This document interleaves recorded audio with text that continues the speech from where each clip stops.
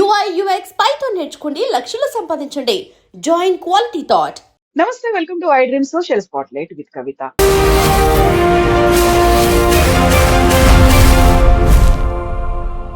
Trump అనగానే టారిఫ్లు గుర్తొస్తుంటాయి. అందులోనూ ప్రధానంగా భారతదేశం మీద 25 నుంచి 50% టారిఫ్లు పెంచిన తర్వాత రష్యా నుంచి చమురు కొనుగోలు చేస్తున్నారు. అది కనుక తగ్గించుకోకపోతే 200% పెంచుతాము అని గతంలోనే చెప్పినటువంటి ట్రంప్ ఇప్పుడు సడన్ గా 18% ఆ టారిఫ్లని తగ్గించారు. దీంతో పాటుగా ఒక ట్రేడ్ డీల్ కూడా కుదుర్చుకోబోతున్నట్టుగా వార్తలు అందుతున్నాయి. యాక్చువల్ గా ట్రంప్ ఎందుకని తన మైండ్ ని మార్చుకున్నారు? దీని అన్నిటికీ ప్రధానమైనటువంటి కారణం యూరోపియన్ యూనియన్ తో కుదుర్చుకున్నటువంటి mother of all trade deals ఒప్పందమేనా? మనతో పాటుగా ఉన్నారు Foundation for Democratic Reforms founder doctor Jayaprakash Narayana గారు. సార్ నమస్తే. సార్ నమస్తే కవిత. సార్, మనం ట్రంప్ గురించి బోల్డ్ అని విషయాలు, అంశాలు, ఇష్యూస్ మాట్లాడుకున్నప్పుడు కూడా ప్రతిసారి ట్రంప్ టారిఫ్లను పెంచుతున్నాడు అనేది మాట్లాడుకున్నాం. But for the first time టారిఫ్లను తగ్గించారు. గతంలో ఉన్నటువంటి టారిఫ్ల కంటే కూడా ఈసారి తగ్గడానికి కారణం ఏంటి సార్? మీరు అన్నట్టుగా డొనాల్డ్ ట్రంప్ కి అన్నిటికీ ఒకటే మంత్రం, పిడుక్కు బియ్యాన్ని కొట్టే మంత్రం అంటారు తెలుగులో. సార్, టారిఫ్ అన్నది ప్రతి సమస్యకి పరిష్కారంగా ఆయన భావిస్తున్నారు. కాబట్టి ఒక దేశాన్ని మరి అమెరికా తన దృష్టిలో అమెరికా ప్రయోజనాలు నెరవేర్చడం కోసం ఒక దేశం ప్రవర్తన మార్చాలని చెప్పంటే అది ఆ దేశం ఎగుమతులను తగ్గించడం కావచ్చు, లేకపోతే ఆ దేశం అమెరికా వస్తువులు ఎక్కువ కొనాలని కోరిక కావచ్చు, ఆ దేశ విదేశాంగ విధానం కావచ్చు, ఇప్పుడు ఆ దేశం ఇతర దేశాల నుంచి వేరే వస్తువు కొనటం కావచ్చు, మనం రష్యా నుంచి ఆయిల్ కొనటం విషయం కావచ్చు, లేకపోతే ఇరాన్ లాంటి దేశంతో తనకి శత్రుత్వం ఉంటే ఇరాన్తో ట్రేడ్ ఆపడం కోసం కావచ్చు, ఈ ప్రతిదానికి కూడా ఈ టారిఫ్లు, దిగుమతి సుంకాలు అనేది ఆ విధంగా ప్రయోగిస్తున్నారు. ఎందుకంటే ప్రపంచంలో అతిపెద్ద ఆర్థిక శక్తే కాదు అమెరికా, ప్రపంచంలో అతిపెద్ద మార్కెట్ అమెరికా. ఏ దేశమైనా సరే ఆర్థికంగా ప్రగతి సాధించాలి, ఎగుమతులు కావాలి, మన వస్తువులను అమ్ముకోవాలి ప్రపంచంలో అంటే అమెరికా మార్కెట్లో చోటు లేకుండా మంచి ఫలితాలు సాధించడం అసాధ్యం. దాన్ని ఆయన ఆసరాగా తీసుకుని ప్రతిదానికి టారిఫ్ను కొంచెం ఎక్కువగా వాడుతున్నాడు. ఆ నేపథ్యంలో మనం చూడాలి. దీన్ని ఒక పక్కనేమో భారత్తో వాణిజ్యంలో కొంత లోటు ఉంది ఆయనకి, ఒక $40 బిలియన్ వస్తువుల వాణిజ్యంలో. అంటే మన దేశం అమెరికా నుంచి దిగుమతి చేసుకునే వస్తువుల కంటే మనం ఎగుమతి చేసుకునే వస్తువులు ఎక్కువ ఉన్నాయి. ఒక అమెరికాతో మాత్రమే మనకి పరిస్థితుంది, ఎందుకంటే ఒక అమెరికాతో మనకి వాణిజ్యంలో మిగులు ఉన్నది. చైనాతో దాదాపు $100 బిలియన్ మనకి లోటు ఉన్నది. అంటే చైనా నుంచి కొనే వస్తువులు మనకు ఎక్కువైపోతున్నాయి, మనం అమ్మే తక్కువ అవుతుంది. ఆయనకి ఏమిటి, చాలా కన్నెర్రగా ఉంది. భారతదేశానికి ఎక్కువ అమ్మలేకపోతున్నాం, వాళ్ళు మనకి ఎక్కువ అమ్ముతున్నారని చెప్పని కన్నెర్ర. అట్లాగే రష్యా నుంచి చమురు కొన్నట్టయితే రష్యా యుక్రెయిన్ యుద్ధాన్ని ఆపదు, రష్యాకి డబ్బులు చేతులు చెబుతున్నాయి. చైనా కానీ ఇండియా కానీ మరికొన్ని దేశాలు కానీ కొంటున్నాయి, చివరికి యూరప్ కూడా కొన్ని కొంటుంది. రష్యా నుంచి గ్యాస్ ఇప్పటికీ కొంత కొంటోంది, మరికొన్ని వస్తువులు కొంటోంది. కానీ ఇండియా అయితే కొంచెం మాట వింటుంది, ఇండియా అయితే లొంగిపోతుందని చెప్పిన ఆలోచనతో ఇండియా మీద పడిపోయి అదనంగా ఇంకో 25% టారిఫ్. ఇలాగ టారిఫ్ని ప్రపంచంలో అన్ని దేశం ఆయుధంగా వాడుతున్నాడు, మన దేశం ఆయుధంగా వాడాడు. కానీ రెండు జరిగినాయి. ఒకటి, అమెరికాలోనే వివిధ పార్టీల్లో, డెమోక్రాటిక్ పార్టీ కావచ్చు, లేకపోతే రిపబ్లికన్ పార్టీ కావచ్చు, ఆ దేశంలో దౌత్యవేత్తలు కావచ్చు, ఆర్థికవేత్తలు కావచ్చు, దీర్ఘకాలంగా మరి జాతిని గురించి వ్యూహం వేసేవాడు కావచ్చు, నేషనల్ సెక్యూరిటీ ఎక్స్పర్ట్స్ కావచ్చు, భారతదేశం లాంటి దేశంతో ఎదుగుతున్నటువంటి చైనా విపరీతంగా అన్ని రకాలుగా ఎదుగుతోంది, అమెరికాకి ధీటుగా ఎదుగుతోంది. అలాంటి నేపథ్యంలో చైనా తర్వాత ఎదిగే అవకాశం ఉన్న దేశం భారతదేశం. ఇప్పటికే ప్రపంచంలో 4వ ఆర్థిక శక్తి ఉంది, రేపు 3వ ఆర్థిక శక్తి అవుతుంది. అలాంటి దేశంతో దీర్ఘకాలిక సంబంధాలు చాలా ముఖ్యము. ఈ చిన్న చిన్న గిల్లి కజ్జలు పెట్టుకోవడం మంచిది కాదని చెప్పిన భావం అక్కడ వ్యక్తమైనది అమెరికాలో. అలాగే మనం కూడా కొంతమేరకు మన ప్రయోజనాలు నష్టం వాటిల్లకుండా కొంతమేరకు అమెరికా అధ్యక్షులను సంతృప్తిపరిచే ప్రయత్నం చేశాం, మన ఆత్మగౌరవం దెబ్బతినకుండా. దాని ఫలితంగానే ఈవేళ మనకేమైంది, 18% సుంకాలు అని చెప్పని కొంతమంది అనుకోవచ్చు. మనకి 18% ఉందా 30% ఉందా మనకు అనవసరం, ఎందుకంటే సుంకాలు భరించేది అమెరికా ప్రజలు, దిగుమతి చేసుకునేవాళ్ళు. కానీ సుంకాల వల్ల మనం అమ్ముకునే అవకాశం లేకపోతే అమెరికాలో మనకు నష్టం. అమ్ముకునే అవకాశం ఎప్పుడు తగ్గుతుంది, మనతో అమెరికాలో అమ్మడానికి పోటీ పడే వాళ్ళు కనుక మనకంటే తక్కువగా సుంకాలు ఉంటే నష్టపోతాం మనం. కానీ మనతో పోటీ పడే దేశాలన్నీ కూడా మనకంటే ఎక్కువ సుంకాలు ఉన్నాయి. మన 18% మనకు విధిస్తే ఇతర దేశాలకి 19, 20, చైనా అయితే 37% ఉన్నాయి. కాబట్టి సుంకాలు అంత వేశారని కాదు, మనతో పోటీ పడే వాళ్ళకంటే మనకు తక్కువ సుంకాలు ఉన్నాయా, సమానంగా ఉన్నాయా, ఎక్కువ ఉన్నాయా అని చెప్పినది. ఇప్పటిదాకా 50% అనేసరికి ఎక్కువ ఉన్నాయి, ఇప్పుడు తక్కువకి వచ్చాం. కాబట్టి మనకు పూర్తిగా ప్రయోజనం ఇది. అలాగే రష్యా నుంచి ఆయిల్ దిగుమతి చేసుకోవద్దు. మొహమ్మద్ కోపంతో ముక్కును కోసుకోరు ఎవరు కూడా విజ్ఞత గలవాడు. రష్యా నుంచి ఆయిల్ కొనడానికి కారణం అమెరికాని దెబ్బ కొట్టాలనే కాదు, మనకి రష్యా ఆయిల్ చౌకగా దొరుకుతుందని చెప్పని. కానీ ఇప్పుడు పెద్దగా చౌకగా దొరకట్లా. ఎందుకంటే రష్యా ఆయిల్ని ఎవరు కొన్నా సరే ఆ కంపెనీల మీద ఆంక్షలు పెట్టింది అమెరికా ఈ మధ్యకాలం. మొదట్లో పెట్టలా. రిలయన్స్ కంపెనీ ఉదాహరణకి రష్యా నుంచి పెద్ద ఎత్తున దిగుమతి చేసుకుని ఇక్కడ రిఫైన్ చేసి మళ్ళీ యూరోప్కి ఇతర దేశాలకు అమ్ముతోంది. రిలయన్స్ కంపెనీ కొనడం ఆపేసింది. ఎందుకని? రష్యా నుంచి ఆయిల్ కొంటే రిలయన్స్ కంపెనీ మిగతా ఏ వస్తువుని ఇంకా ఇతర దేశాలు అమ్ముకునే అవకాశం లేకుండా చేస్తుంది అమెరికాకు ఆ బలం ఉంది. కాబట్టి ఎలాగో కంపెనీలు ఆపేస్తున్నాయి. ఎందుకని? ప్రపంచంలో నిలదొక్కుకోవాలి కాబట్టి. అంచేత మనకి పెద్ద నష్టం లేదు. రష్యా నుంచి ఆయిల్ కొనటం వల్ల వచ్చే కొద్దిపాటి లాభం ఉంటుంది. లాభం కంటే రష్యా నుంచి ఆయిల్ కొనటం వల్ల మనకు నష్టం చాలా ఎక్కువ ఉన్నది. కాబట్టి మనం వ్యాపారాత్మక ఆలోచన చేస్తాం. సంబంధాలు దెబ్బతినకుండా రష్యాతో సంబంధాలు బాగుండాలి, మనకి చైనాతో బాగుండాలి, అమెరికాతో బాగుండాలి. కానీ చివరికి మన ప్రయోజనాల కోసం ఎక్కడైనా బాగున్నా వంగతోట దగ్గర బాగోదు. కాబట్టి మనం ఒడుపుగా వ్యవహరించాము, ఆత్మగౌరవంతో వ్యవహరించాం తలెత్తుకొని. పాకిస్తాన్ లాగా, మరెన్నో ఇతర దేశాల్లాగా, యూరప్ దేశాల్లాగా అమెరికా అధ్యక్షుడు డూడు బాసా అని చెప్పి తలోపల మన గంగిరెద్దులాగా మన ఆత్మగౌరవాన్ని పాటించాం, మన ప్రయోజనాలను కాపాడుకున్నాం. అదే సమయంలో నోరు జారాలి అనవసరంగా. ఎందుకంటే వాళ్ళతో కయ్యం పెట్టుకోవడం కాదు మన ఉద్దేశం, మన ప్రయోజనాలు నెరవేర్చుకోవడం హుందాగా. ఆ ప్రయత్నం జరిగింది. రెండు దేశాల్లో కూడా విజ్ఞతతో కూడినటువంటి ఒప్పందం ఇది. మనకు ప్రయోజనకారి, తాత్కాలికంగా కావచ్చు, దీర్ఘకాలికంగా కావచ్చు. అమెరికా కూడా ప్రయోజనం అనుకుంటే సంతోషం. అంచేత ఒప్పందాన్ని మనం మనసారా స్వాగతించాలి. దీనిలో రాజకీయ పార్టీలు, పక్షపాతాలు పక్కన పెట్టేసి మన దేశము, దేశ ప్రయోజనాలు కావాలంతే. గతంలో ట్రంప్ ఒక మాట అన్నారు, నేను సంతోషంగా లేనని తెలుసు, నన్ను సంతోష పెట్టడమే ముఖ్యము, అది నా మిత్రుడైనటువంటి మోదీకి తెలుసు అన్నాడు. మనం ట్రంప్ పెట్టేటువంటి టారిఫ్లకు భయపడ్డామా, లేకుంటే ఆ ట్రంప్ పెడుతున్నటువంటి ఒత్తిళ్లకు లొంగిపోయామా? ఇలాంటి విశ్లేషణలు కూడా వినిపిస్తున్నాయి కదా సార్. ట్రంప్కి ఏమిటంటే అదే పనిగా ఆయన మెచ్చుకుని మీరు ఆహా ఓహో గొప్పవాళ్ళని పొగడాలి. ఓకే. పాకిస్తాన్ సైన్యాధ్యక్షుడు కానీ ప్రధానమంత్రి కానీ ట్రంప్కి ఒక గులాముల్లాగా పనిచేశారు. ట్రంప్ గారు నోబెల్ ప్రైజ్ రావాలని చెప్పని వాళ్ళు రికమెండ్ చేశారు.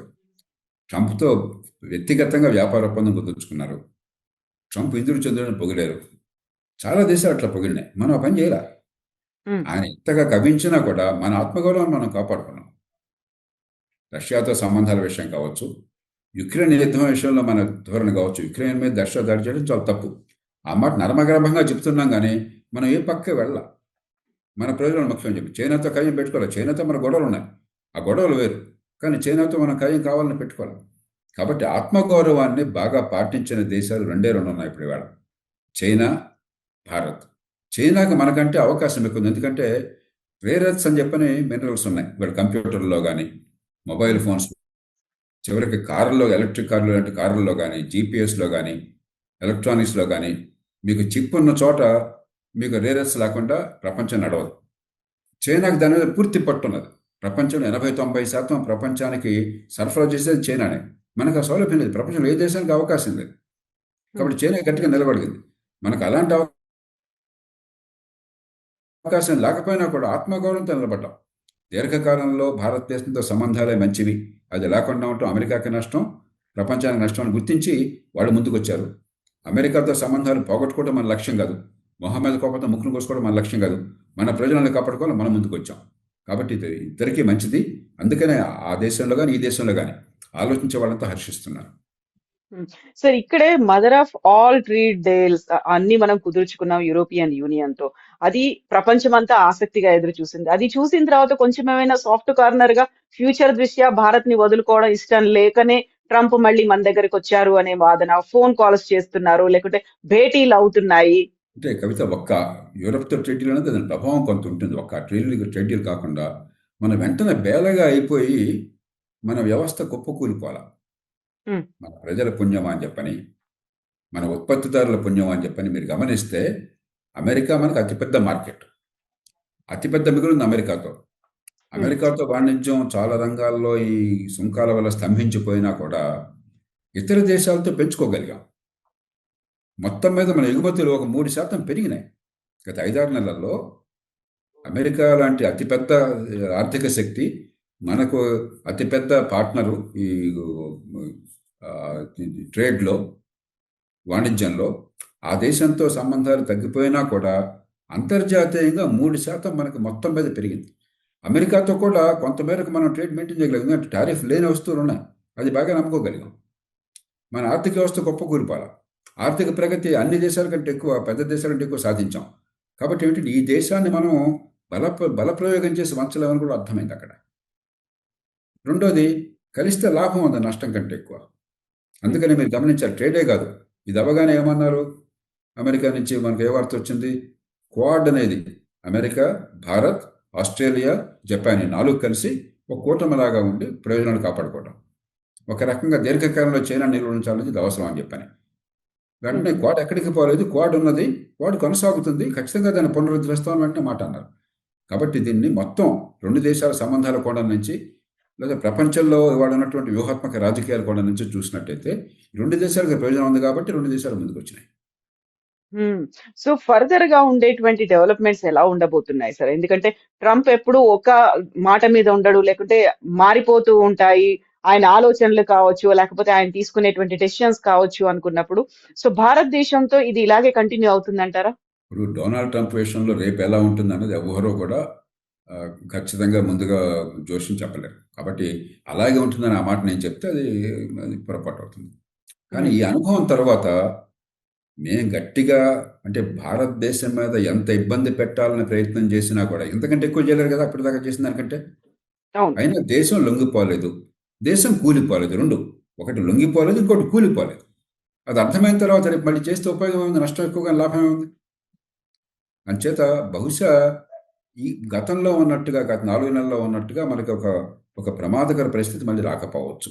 రాదని ఘంటాపదంగా చెప్పలేం, కానీ డొనాల్డ్ ట్రంప్ ఉన్నంతకాలం అవకాశం చాలా తక్కువ. ఎందుకంటే అప్పుడు ఆయన ప్రతిష్ట, ఆయన పరువు పోతాయి, ఆ దేశం పరువు పూర్తిగా పోతుంది, దేశం మీద నమ్మకం మరి సడలిపోతుంది. రెండోది, ఇక నుంచి సంబంధాలు పెరిగితే కానీ తగ్గవు. ఉదాహరణకు మీరు ఇది జరగగానే ఏమైంది, రూపాయి విలువ పెరిగింది. ఎప్పుడైతే డాలర్లు మన దేశానికి రావడం తగ్గిపోయిందో, మన దేశం నుంచి డాలర్లు బయటికి వలసపోవడం ఎక్కువైపోయిందో, ఇన్వెస్టర్స్ బయటికి పోయి మన రూపాయి విలువ తగ్గింది. వెంటనే మార్కెట్ ఏమైనా ఆలోచించింది, వెంటనే డాలర్లు మన దేశానికి రావడం మొదలెడతాయి, పెట్టుబడులు రావడం మొదలెడతాయి, ఎగుమతులు పెరుగుతాయి కాబట్టి ఆ రకంగా కూడా డాలర్లు వస్తాయి, కాబట్టి రూపాయి విలువ పెరిగింది. అట్లాగే స్టాక్ మార్కెట్ మనకి గత 3-4 నెలలుగా బాగా తగ్గిపోయింది. ఒక్క రోజున 2.5% పెరిగింది. ఎందుకని? మార్కెట్కి మనకంటే ఎక్కువ తెలుసు, ఉత్పత్తిదారులందరికీ తెలుసు, కంపెనీలకు తెలుసు, వాణిజ్యం వెంటనే బాగుపడుతుంది, ఎగుమతులు చేసుకోగలము, పెట్టుబడులు పెరుగుతాయి, లాభాలు పెరుగుతాయి, ఉపాధి పెరుగుతుంది దేశంలో అని చెప్పాను. అంచేత ఈ రెండే కాదు, టెక్నాలజీ మరింత ఎక్కువగా విస్తరించి వస్తుంది.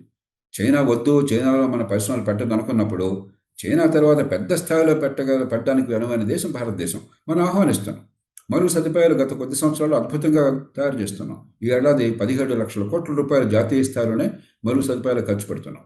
గత 4 ఏళ్ళు రికార్డు స్థాయిలో ఖర్చు పెడుతున్నాం. మనకు ఆర్థికంగా దేశం సౌష్ఠవంగా ఉంది, కాబట్టి ఒడిదుడుకులతో తట్టుకునే శక్తి ఉన్నది. కాబట్టి భవిష్యత్తు మనం జాగ్రత్తగా ఉంటే చాలా ఆనందమయంగా ఉంటుంది. కానీ ఈ అనుభవం తర్వాత ఏది రేపొద్దున గ్యారెంటీ అనుకోకూడదు.